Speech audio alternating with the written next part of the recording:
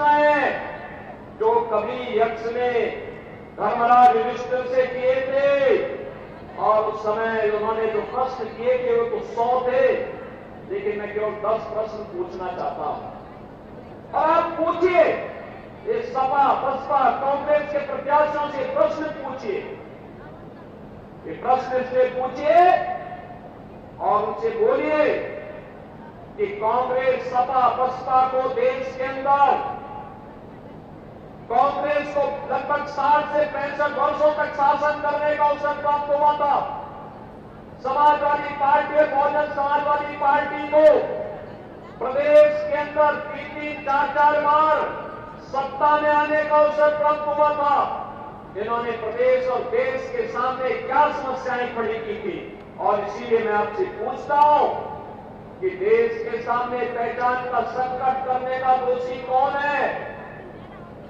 देश के सामने सुरक्षा का संकट पैदा करने वाले कौन दोषी हैं? देश को विकास से वंचित करने के दोषी कौन? देश में भूखमरी से हुई मौतों का दोषी कौन? देश में अन्नदाता किसानों की मौत का जिम्मेदार कौन? जो आत्महत्या कांग्रेस की सरकार में अन्नदाता किसान करता था, इसका दोषी कौन है? सपा बसपा और कांग्रेस की सरकार में तुष्टीकरण की नीति, घातक नीति के कारण हुए दंगे, निर्दोष लोगों की मौतें और व्यापारियों को हुए नुकसान का दोषी कौन?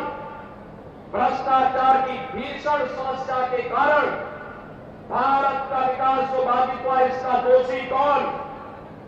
पलायन और बेरोजगारी की समस्या के कारण 2014 के पहले जिन नौजवानों ने पलायन किया था, उनके जीवन के साथ खिलवाड़ हुआ था, इसका दोषी कौन है?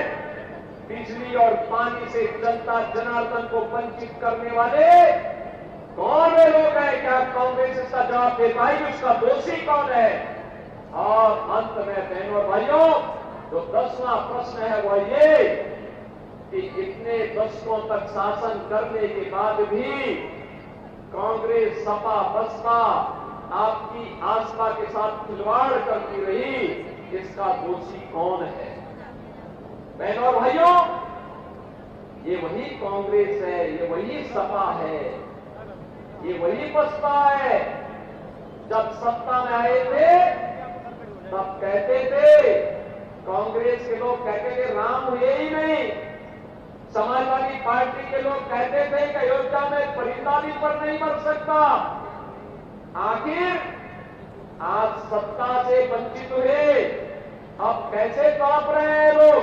जैसे बिन पानी मछली तड़पती है, क्योंकि अगर सत्ता के लोग रह नहीं सकते। इस जाति के सौदागर परिवार जाति के नाम पर आएंगे, परिवार का पेट भरेंगे और बाद में जनता की अमानत पर, उनकी इज्जत पर भी हाथ डालने का काम करेंगे। इन लोगों को दोबारा सत्ता में आने का कोई अधिकार नहीं। और बहनों और भाइयों, कांग्रेस का मैनिफेस्टो, इंडी गठबंधन का, कांग्रेस सपा का जो मैनिफेस्टो है, ये तो एक खतरनाक बात को ध्यान आकर्षित करता है। ये कहते हैं अपने मैनिफेस्टो में, जो बाबा साहब भीमराव अम्बेडकर ने कहा था, संविधान बनाते समय उन्होंने कहा धर्म के आधार पर आरक्षण नहीं हो सकता, आरक्षण का लाभ अनुसूचित जाति जनजाति के लोगों को ही मिलेगा।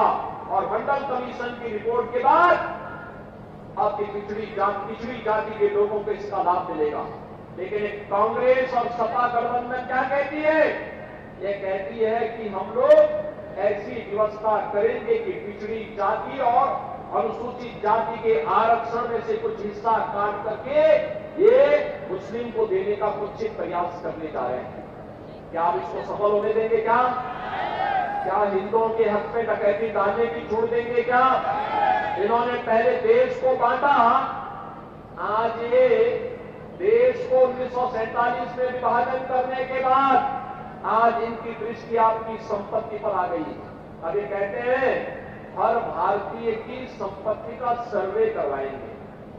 सर्वे करा करके फिर ये कहेंगे कि इस पे एक विरासत टैक्स लगेगा, और विरासत टैक्स के आधार पर क्या कहेंगे कि आपके बाप दादों की तो संपत्ति होगी, घर होगा, खेत होगा, खलिहान होगा, फिर उसमें कहेंगे कि इसमें से आधा संपत्ति में विरासत टैक्स में सरकार ले रही है, और समाजवादी पार्टी और कांग्रेस के गुंडे उस संपत्ति पर कब्जा कर जाएंगे। क्या आप इसको स्वीकार करेंगे? क्या इसकी मंशा स्वीकार होने देंगे? क्या मोदी जी ने देश को एक विजन दिया है, विकास का, सुरक्षा का, समृद्धि का और नए भारत का। आज दुनिया में सम्मान बढ़ा है, सुरक्षा का बेहतर माहौल हुआ है। आज भारत को दुनिया में कहीं भी जाकर सम्मान मिलता है।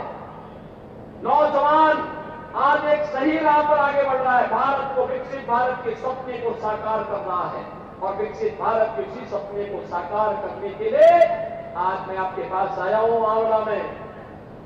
धर्मपाल जी ने कई बार प्रयास किया कि मैं यहां आऊं। पिछले विधानसभा चुनाव में मैंने कई बार प्रयास किया था, कार्यक्रम नहीं बन पाया था। आज बहनों और भाइयों, मुझे यहां आने का अवसर प्राप्त हुआ है, और इसीलिए मैं आप सबका आह्वान करूंगा, हम लोग किसी के बहकावे में ना आए। जो देश के लिए है हम उसके साथ में हैं, जो देश के साथ में हम उसके साथ में हैं। क्योंकि जीवन हमारा है, सुरक्षा भी आपकी है, देश भी आपका है। तो जब देश आपका, सुरक्षा आपकी, वोट आपका, तो सरकार भी तो आप ही की होनी चाहिए कि नहीं होनी चाहिए? और इसीलिए मैं आया आपसे कहने के लिए, या केवल और केवल भारतीय जनता पार्टी इसकी सुरक्षा की गारंटी दे सकती है।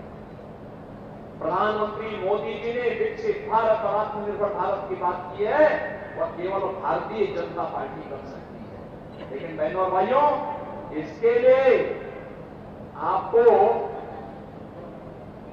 अपने स्तर पर भी कुछ सहयोग करना पड़ेगा। मुझे एक बात बताओ, क्या देश से बढ़कर के कोई है? क्या देश से बढ़कर के हमारा स्वयं का स्वार्थ हो सकता है? क्या अरे देश का हित होगा तो हमारा भी हित हो जाएगा उसी में। और इसीलिए चुनाव के दिन सबसे पहला काम मतदान, पहला काम मतदान, और दूसरा कार्य ये देख करके कि देश के हित में, देश के विकास के हित में, देश की सुरक्षा के हित में, भारत की सनातन आस्था का सम्मान करने वाली सरकार चाहिए, और वह केवल और केवल भारतीय जनता पार्टी होगी।